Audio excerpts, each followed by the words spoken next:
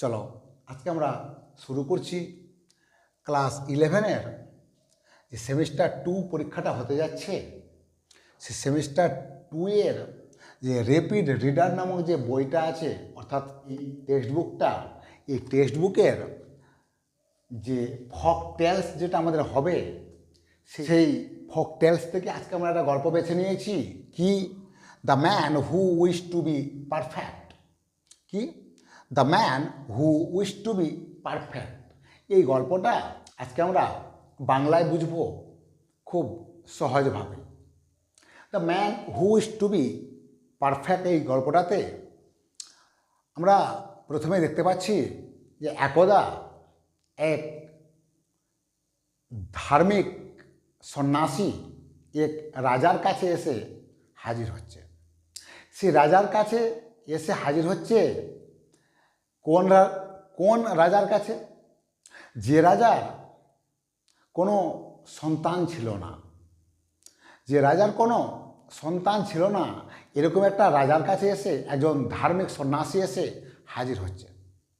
এবং সেই সন্ন্যাসীটি রাজাকে বলছে যে আমি একটা ওষুধ দেব, সেই ওষুধ খেয়ে আমাদের যে রানী সে গর্ভবতী হবে এবং সে সন্তান জন্ম দিতে পারবে। কিন্তু আমার সেই ওষুধ খেয়ে রানী যে সন্তানের জন্ম দেবে, সেই সন্তান কেমন? সেই সন্তান হবে দুটো, অর্থাৎ যমজ পুত্র সন্তান। এবং যে দুটো, অর্থাৎ যে যমজ পুত্র সন্তানের জন্ম দেবে রানী, সেই দুটোর মধ্যে একটাকে তিনি দাবি করছেন। কে? সন্ন্যাসী। সেই সন্ন্যাসী একটা পুত্রকে দাবি করছেন যে রানীমা যে দুটো সন্তানের জন্ম দেবে, তার ওষুধ খেয়ে, সেই ওষুধ খেয়ে যে রানী দুটো সন্তানের জন্ম দেবে, সে দুটোর মধ্যে একটা সন্তানকে সেই সন্ন্যাসী, ধার্মিক সন্ন্যাসী দাবি করছেন। রাজা দেখছেন তার কোনো সন্তান নেই, তার এই রাজ্যের কোনো উত্তরাধিকারী নেই, তার জন্য তিনি রাজি হয়ে গেলেন।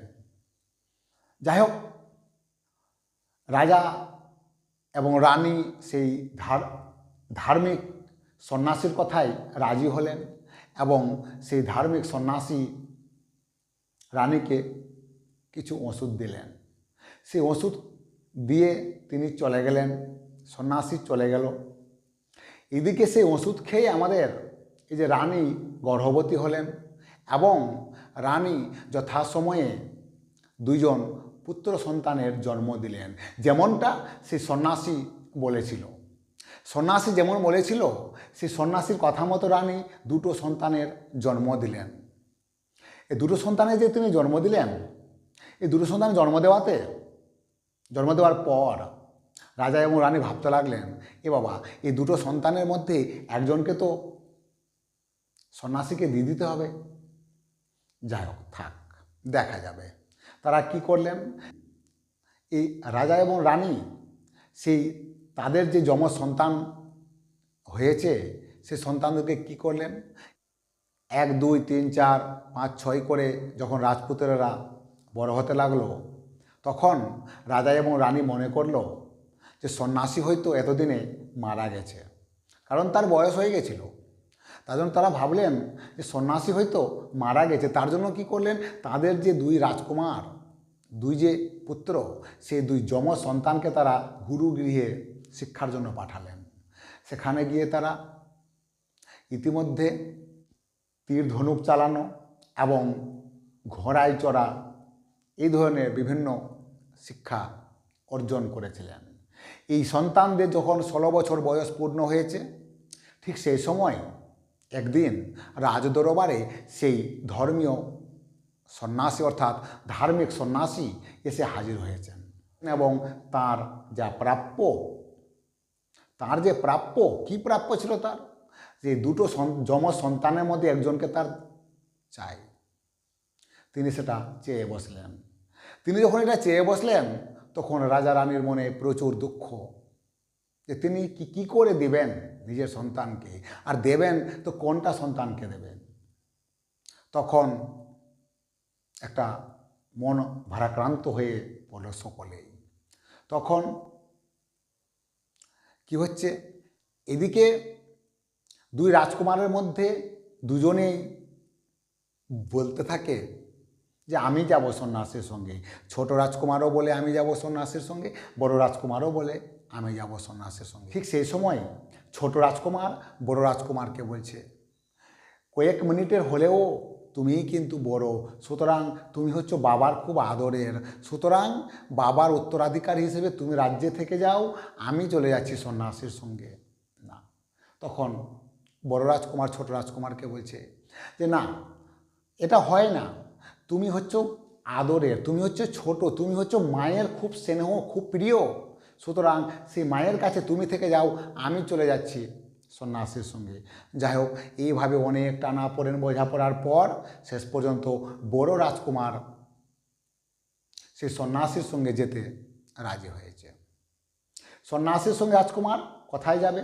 সন্ন্যাসী যেখানে নিয়ে যাবে সেখানে যাবে।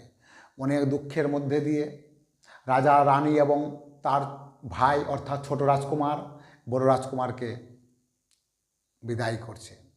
বিদায় হয়ে যখন তারা রাজ পরিবার ছেড়ে যাচ্ছে, তখন বড় রাজকুমার তাদের বাড়িতে অর্থাৎ রাজপ্রাসাদে একটা গাছ লাগিয়ে যাচ্ছে এবং সেই গাছ লাগিয়ে দিয়ে সকলকে বলে যাচ্ছে যে যতদিন এই গাছটা সবুজ বর্ণ হয়ে থাকবে, সতেজ হয়ে থাকবে, ততদিন রাজকুমার সুস্থ সবল আছে এবং ভালো আছে।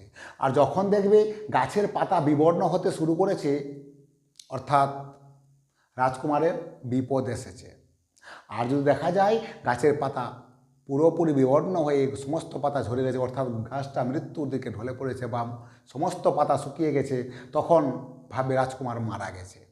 এই কথা বলার পর সেই রাজকুমার অর্থাৎ বড় রাজকুমার সন্ন্যাসীর সঙ্গে তাদের রাজপ্রাসাদ ছেড়ে বেরিয়ে পড়ল। রাস্তায় যেতে যেতে রাস্তায় যখন তারা দুজন যাচ্ছে, কে বড় রাজকুমার আর সন্ন্যাসী, রাস্তায় যেতে যেতে রাজকুমার দেখতে পেলেন কয়েকটি কুকুরছানা খেলে বেড়াচ্ছে। তখন সেই কুকুরছানাদের মধ্যে এক কুকুরছানা রাজকুমারকে দেখে অর্থাৎ রাজপুত্রকে দেখে বলছেন, এত সুন্দর রাজকুমার, মা আমি তার সঙ্গে যাব। অর্থাৎ কুকুরছানা তার মাকে বলছে যে আমি ওই রাজকুমারের সঙ্গে যাব। তখন কুকুরছানার মা বলছে ঠিক আছে যাবে তো যাও। তখন রাজকুমারকে যখন বলল, হে রাজকুমার আমি তোমার সঙ্গে যাব, তখন রাজকুমার কী করলো, সেখান থেকে একটা কুকুরের বাচ্চা সঙ্গে নিল। আবার কিছু দূর যাওয়ার পর রাজপুত্র দেখতে পেলেন একটা গাছের মধ্যে একটা বাজ পাখি তাদের বাচ্চাদেরকে নিয়ে বসে আছে। তখন সেই বাজ পাখির একটা বাচ্চা ও তার মাকে বলছে, মা এত সুন্দর একজন রাজপুত্র হেঁটে যাচ্ছে, আমি তার সঙ্গে যাব। রাজকুমারকে বললেন, হে রাজকুমার তুমি আমাকে নিয়ে চলো। আবার রাজকুমার কী করলেন, সেই বাজ পাখি একটা বাচ্চাকেও তার সঙ্গে নিলেন। এইভাবে বড় রাজকুমার কুকুরের বাচ্চা এবং বাজ পাখির বাচ্চাকে সঙ্গে নিয়ে সন্ন্যাসীর সঙ্গে চলতে লাগলেন। কোথায়? জঙ্গলে। যখন তারা খুব জঙ্গলের গভীরে প্রবেশ করলেন, তখন সেই গভীর জঙ্গলের মধ্যে বড় রাজপুত্র দেখতে পেলেন কি? সেই বড় রাজপুত্র দেখতে পেলেন একটা জীর্ণ কুটির। সেই কুটির হচ্ছে সেই যে সন্ন্যাসীটা ছিল সেই সন্ন্যাসীর আশ্রয়স্থল। যাই হোক, সেই জীর্ণ কুটিরে পৌঁছে সন্ন্যাসী রাজপুত্রকে বলছে, এ রাজপুত্র তোমাকে আমার সঙ্গে এই কুটিরেই তোমাকে আমার সঙ্গে থাকতে হবে। অর্থাৎ এই কুটিরেই তুমি আমার সঙ্গে থাকবে, আর এখানে তোমার প্রধান কাজ হবে এই জঙ্গল থেকে আমার জন্য ফুল তুলে এনে দেওয়া, এবং সেই ফুল দিয়ে আমি পুজো করব। এবং তুমি এই জঙ্গলের মধ্যে যেখানে খুশি তুমি যেতে পারো, তোমার স্বাধীনতা থাকলো, কিন্তু তুমি শুধু উত্তর দিকে যাবে না। কোন দিকে? তুমি শুধু উত্তর দিকে যাবে না, উত্তর দিকে যাওয়া ছাড়া তুমি যেখানে যেতে পারো। আর এই জঙ্গলের মধ্যে যত ফল মূল আছে সবই তুমি নির্দ্বিধায় নিজের ইচ্ছা মতো তুমি খেতে পারো। যাই হোক, এই কথা শুনে রাজপুত্র খুব আনন্দেই ছিল সেই কাজ পেয়ে। যাক, ভালো কাজই তিনি পেয়েছেন। তাকে কোনো সন্ন্যাসী কোনো রকম সমস্যায় হয়তো ফেলেনি। তিনি সকালবেলা ফুল তুলে এনে দিতেন, সন্ন্যাসী পুজো করে বেরিয়ে যেত এবং সন্ন্যাসী সূর্য অস্ত না যাওয়া পর্যন্ত সন্ন্যাসী ফিরে আসতো না। সন্ন্যাসী যখন সকালবেলা চলে যেত তখন এই রাজপুত্র তার সেই কুকুরের বাচ্চা এবং বাজ পাখির বাচ্চাটাকে নিয়ে জঙ্গলের মধ্যে ঘুরে বেড়াতো এবং সেই জঙ্গলে অনেকগুলো হরিণ থাকায় তিনি হরিণের দিকে তীর ছুঁড়তেন। হরিণের দিকে কী করতেন? তীর ছুঁড়তেন। এইভাবে একদিন তিনি এক হরিণকে তীরবিদ্ধ করলেন এবং সেই হরিণটি উত্তর দিকে পালাতে শুরু করেছে এবং সন্ন্যাসী যে তাকে, অর্থাৎ রাজপুত্রকে সন্ন্যাসী যে উত্তর দিকে যেতে বারণ করেছিল, সে উত্তর দিকে যে সন্ন্যাসী তাকে যেতে বারণ করেছিল সেই কথা ইতিমধ্যে তিনি ভুলেই গেছেন। সেই কথা ভুলে গিয়ে রাজকুমার সে হরিণের পিছন পিছন সেদিকে উত্তর দিকেই চলে গেলেন। সেখানে গিয়ে তিনি দেখলেন একটা সুন্দর একটা বাড়ি, সেই বাড়ির মধ্যে হরিণটি প্রবেশ করলো এবং রাজকুমারও সেই হরিণের পেছনে সেই বাড়িটির মধ্যে প্রবেশ করলেন। কিন্তু সুন্দর একটা বাড়ির মধ্যে তিনি যখন প্রবেশ করলেন তিনি দেখলেন সেখানে তিনি আর হরিণটাকে দেখতে পেলেন না। কী দেখতে পেলেন? এক অপূর্ব সুন্দরী একটা রমণীকে দেখতে পেলেন, যে পাশা খেলার সরঞ্জাম নিয়ে বসে আছে। সেই সুন্দরী রমণী রাজকুমারকে সেই পাশা খেলায় আমন্ত্রণ জানালেন এবং তাকে বললেন, যখন তুমি চলে এসেছো তে এক দান পাশা খেলেই যাও। রাজপুত্র পাশা খেলতে রাজি হলেন। রাজপুত্র যখন পাশা খেলতে রাজি হলেন তখন সেই পাশা খেলায় কথা হলো, রাজপুত্র যদি পাশা খেলায় হেরে যান তাহলে তার কাছে যে বাজ পাখির বাচ্চাটা আছে সেই বাচ্চাটা সেই রমণীকে দিয়ে দিতে হবে এবং সেই রমণী যদি পাশা খেলায় হেরে যায় তাহলে সে তাকে সেই বাজ পাখির মতো আর একটা বাচ্চা তাকে উপহার দেবে। যাই হোক, প্রথম পাশা খেলা শুরু হলো। সে প্রথমেই কিন্তু পাশা খেলায় রাজপুত্র হেরে গেল। রাজপুত্র যখন সেই পাশা খেলায় হেরে গেল তখন সেই বাজ পাখির বাচ্চাটাকে তাকে দিয়ে দিতে হলো এবং সেই রমণী কী করলো, সে বাচ্চাটাকে নিয়ে মাটি খুঁড়ে, সে মাটির খুঁড়ে তার গর্তের মধ্যে ঢুকিয়ে তক্তা চাপা দিয়ে রেখে দিয়েছে। বোঝা গেছে? দ্বিতীয়বারে আবার রাজকুমার সেই পাশা খেলা খেলতে চাইলেন। এখানে কথা হলো, যদি রাজকুমার হেরে যান তাহলে তার কাছে যে কুকুরের বাচ্চা আছে সেই কুকুরের বাচ্চাটাকে দিয়ে দিতে হবে এবং যদি রাজকুমার জিতে যায় তাহলে সেই কুকুরের বাচ্চার মতো আরেকটা কুকুরের বাচ্চা সেই রমণী, সেই অপরূপ সুন্দরী মহিলাটি রাজকুমারকে দেবে। যাই হোক, আবার পাশা খেলা হলো। সেই পাশা খেলাতেও কিন্তু রাজকুমার হেরে যায়, অর্থাৎ সেটাও কুকুরের বাচ্চাটাকেও সেই রমণী নিয়ে নিল এবং মাটির গর্তে ঢুকিয়ে তক্তা চাপা দিয়ে রেখে দিয়েছে। রাজকুমার আবার পাশা খেলায় অংশগ্রহণ করলেন। তৃতীয়বারে বাজি ধরা হয়েছে কি? তৃতীয়বারে পাশা খেলায় বাজি ধরা হয়েছে যে রাজকুমার যদি হেরে যান তাহলে রাজকুমার নিজেকে সে রমণীকে দিয়ে দিবেন, তাকে নিয়ে যা ইচ্ছা সে করতে পারে। আর যদি রাজকুমার জিতে যায় তাহলে সেই মহিলা রাজকুমারের মতো দেখতে একই রকম আর একজন রাজকুমারকে তাকে দেবে। যাই হোক, খেলা শুরু হলো। তৃতীয়বারেও রাজকুমার হেরে যায় এবং সে নিজেকে তার কাছে উৎসর্গ করতে বাধ্য খেলার নিয়ম অনুযায়ী। যাই হোক, শেষ পর্যন্ত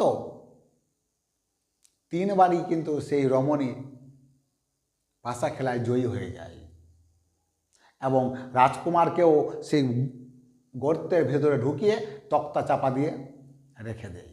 এইদিকে রাজকুমার বড় রাজকুমার তার রাজপ্রাসাদের যে গাছটা লাগিয়ে এসেছিল সেই গাছের পাতা বিবর্ণ হতে শুরু করেছে। তখন ছোট রাজকুমার সেই গাছটাকে প্রতিদিন লক্ষ্য করতেন এবং জল দিতেন। হঠাৎ করে তিনি দেখতে পেলেন কে? ছোট রাজকুমার। কোথায়? সেই রাজপ্রাসাদে। সেই রাজপ্রাসাদে ছোট রাজকুমার দেখতে পেলেন কি সেই গাছের পাতা বিবর্ণ হয়ে গেছে। তখন তিনি কি করলেন? তার মাকে বাবাকে বললেন, অর্থাৎ রাজা রানীকে বললেন, দেখো গাছের পাতা বিবর্ণ হতে শুরু করেছে, অর্থাৎ আমার দাদার কোনো বিপদ হয়েছে, সুতরাং আমি আর বাড়িতে থাকবো না। আমি যাব কোথায়? সে আমার দাদাকে রক্ষা করতে। তখন এই ছোট রাজকুমার সবচেয়ে যে দ্রুতগামী ঘোড়া, সেই ঘোড়ায় চেপে বাড়ি থেকে বেরিয়ে পড়লেন। কোথায়? তার দাদার খোঁজে। তিনিও যখন যাচ্ছেন, তারা যেহেতু যমজ ছিল এবং দেখতে একই রকম ছিল, তারাও সেই কুকুরের বাচ্চাটা যেখান থেকে বড় রাজকুমার কুকুরের বাচ্চাটা তুলে নিয়েছিল, সেই তার পাশ দিয়ে যাচ্ছেন। তখন সেই রাজকুমারকে দেখে ওই কুকুরের বাচ্চারা বলছিল যে এই যে কুকুরের বাচ্চারা তার মাকে বলছিল, এই যে মা দেখো সে রাজকুমার আবার যাচ্ছে, যে আমাদের ভাইকে নিয়ে গেছে, সুতরাং আমিও যাব। রাজকুমার তখন ছোট রাজকুমার, কে এটা? ছোট রাজকুমার।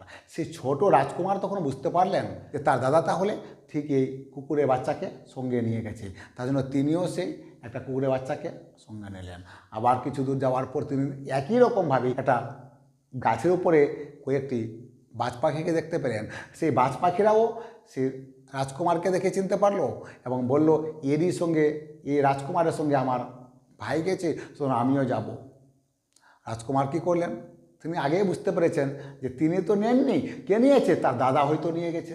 তার জন্য তিনি একটা বাজ পাখির বাচ্চাও নিলেন। সেই বাজ পাখির বাচ্চা এবং কুকুরের বাচ্চাকে নিয়ে ছোট রাজকুমার চলতে লাগলেন। কোথায় গেলেন? তিনি গিয়ে হাজির হলেন সেই জঙ্গলের মধ্যে সন্ন্যাসীর আশ্রমে। এই জঙ্গলের মধ্যে গিয়ে সন্ন্যাসীর আশ্রমটা তিনি খুঁজে পেলেন। কে? ছোট রাজকুমার। কাকে সঙ্গে নিয়ে গেছেন? ছোট রাজকুমার সঙ্গে নিয়ে গেছেন কুকুরের বাচ্চা এবং বাজ পাখির বাচ্চাকে। এই ছোট রাজকুমার তার দাদা অর্থাৎ বড় রাজকুমার সম্পর্কে সন্ন্যাসীর কাছে জানতে চাইলেন।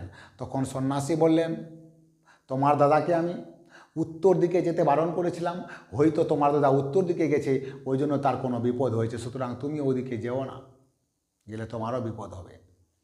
ছোট রাজকুমার কোনো কথা না শুনে সেই কুকুরের বাচ্চা এবং বাজ পাখির বাচ্চাকে নিয়ে উত্তর দিকে গেলেন। গিয়ে তিনি একই রকমভাবে তিনি একটা হরিণকে দেখতে পেলেন।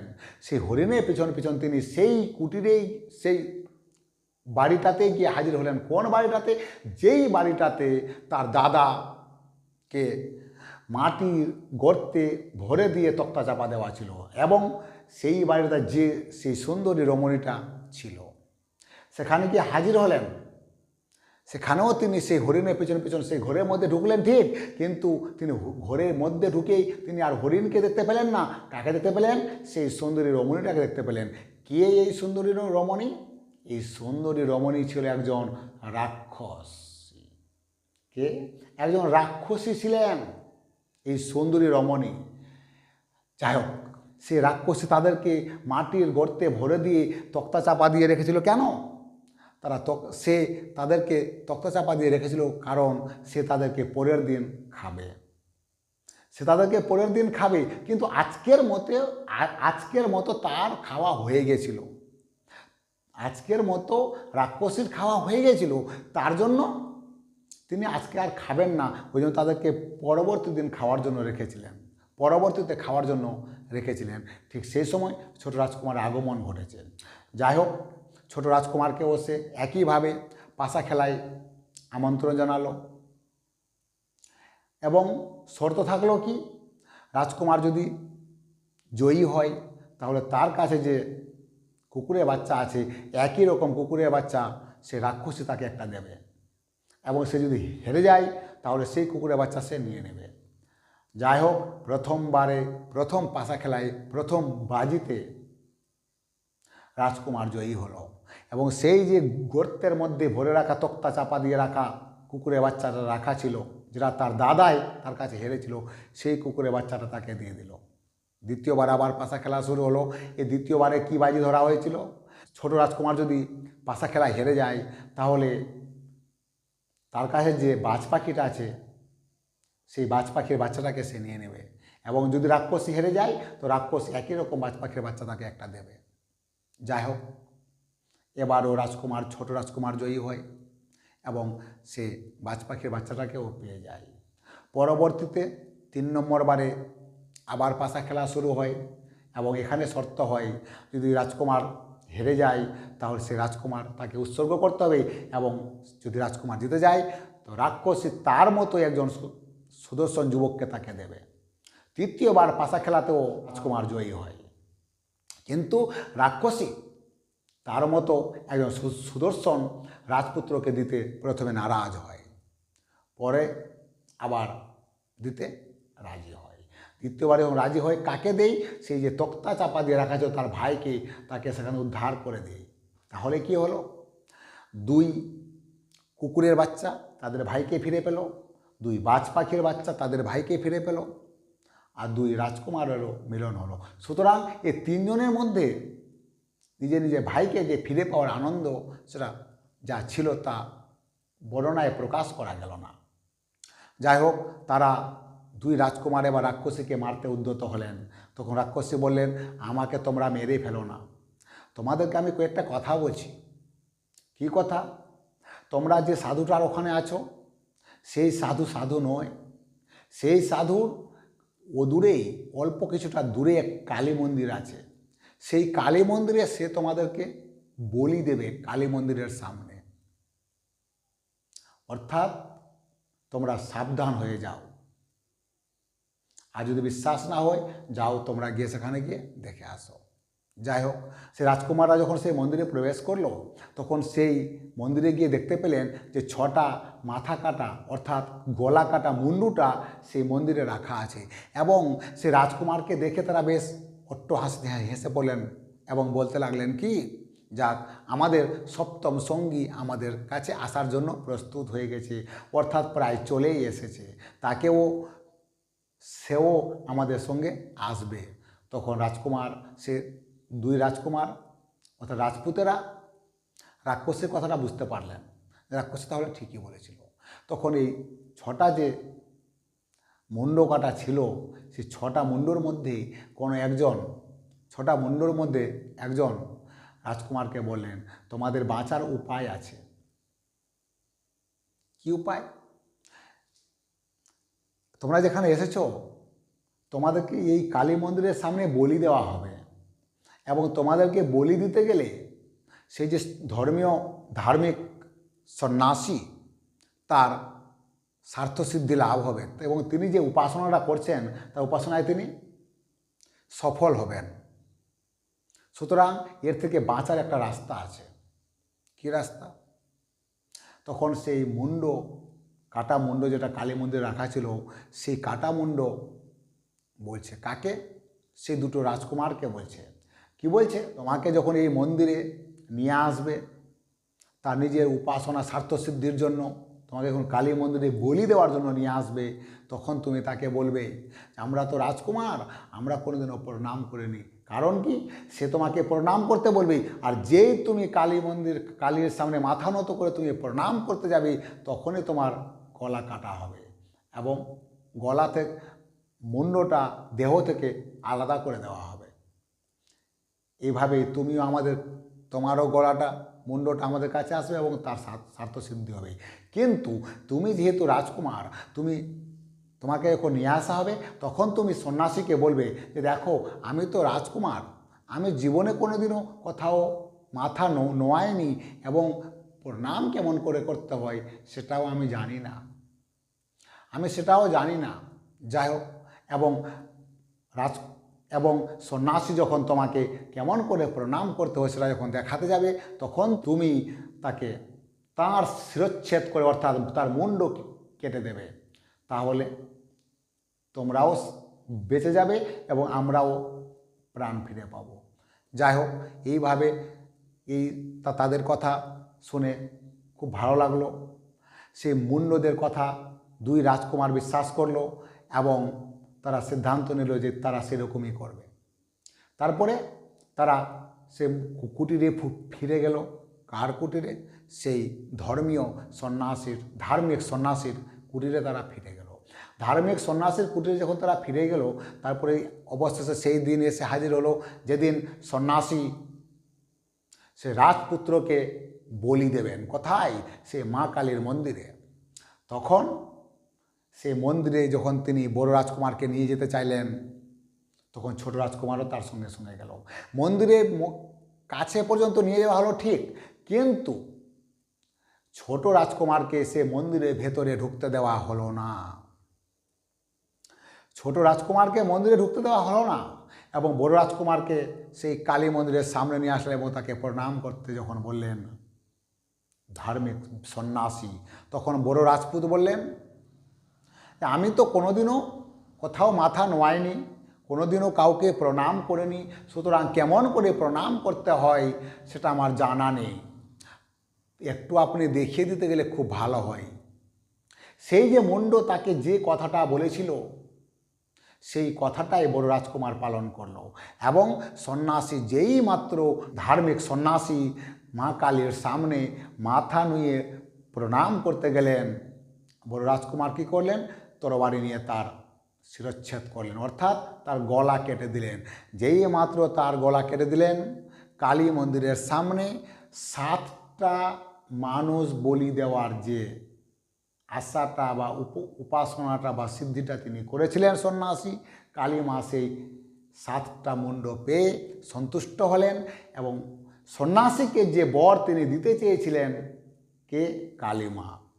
এই মা কালী এই সন্ন্যাসীকে 7টা মুন্ড বলি দেওয়ার পরিবর্তে যে বর দিতে চেয়েছিলেন, সেই বর কাকে দিলেন? সেই বড় রাজকুমারকে দিলেন। এবং যে 6টা মুন্ড কালী মন্দিরে রাখা ছিল, সেই কালী মন্দিরে 6টা মুন্ড তাদের যে শরীর, সেই শরীরের সঙ্গে লেগে গিয়ে তারা আবার নিজেদের প্রাণ ফিরে পেল এবং এইভাবেই তারাও তাদের অট্ট হাসিতে ফেটে পড়ল। এদিকে 2 রাজকুমার আনন্দের সঙ্গে তাদের বাড়িতে ফিরে আসলো। আমার কথাটি ফুরলো, নোটে গাছটি মুড়লো। এই হচ্ছে আমাদের the man who wish to be perfect folk tales থেকে। যদি ভালো লাগে লাইক, কমেন্ট এবং শেয়ার করবে। সর্বোপরি সাবস্ক্রাইব করে আমার পাশে থাকবে। Thank you.